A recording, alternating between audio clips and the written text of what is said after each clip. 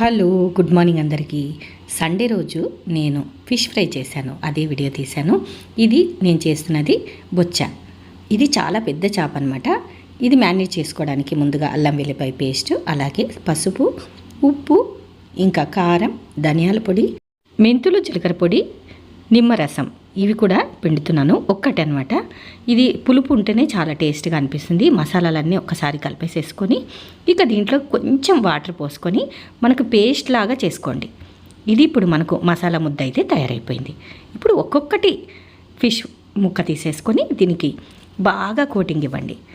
మనకు ఎలాగంటే మరీ దళసరిగా కాకుండా పల్స్గానే ఇవ్వండి, ఎందుకంటే మనకు ఆయిల్లో వేస్తే మొత్తం అదంతా వెళ్ళిపోతుందనమాట. అందుకని అన్ని ముక్కలకి కూడా ఇలాగ రాసేసుకొని మ్యారినేట్ చేసేసుకున్న తర్వాత దీన్ని ఒకసారి ఫ్రిడ్జ్లో పెట్టేసేసుకోవాలి. డీప్ ఫ్రిడ్జ్లో పెట్టేసేసుకొని మనం ఎప్పుడు చేయాలనుకుంటే అప్పుడు తీసి పెట్టేసేసి ఒక 10 నిమిషాల ముందు తీసేస్తే సరిపోతుంది. ఇక్కడైతే పులుసు అయితే మరుగుతుంది. ఇది కూడా అయిపోవచ్చిందనమాట. దీన్ని కూడా ఒక్కసారి వీడియో చేద్దామని అలా చేశాను.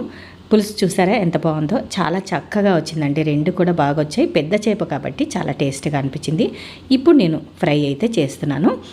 షాలో ఫ్రై చేస్తున్నాను. పెన్నం పెట్టేసి కొంచెం ఆయిల్ వేసేసుకున్నాను.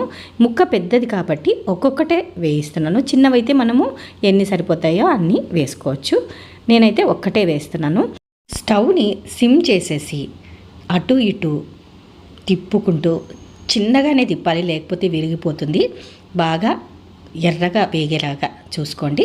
ఇప్పుడు పేపర్ నాప్కిన్ పైన అయితే నేను తీసేసుకున్నాను, ఎందుకంటే కొంచెం ఆయిల్ అయితే ఉంటుంది కదా, అందుకని 2 పీసులు మాత్రమే ఇలా ఫ్రై చేసేసాను.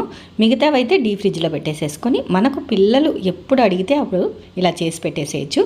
మరి మీరు కూడా తయారు చేసి కామెంట్ అయితే పెట్టండి. Thanks for watching my video.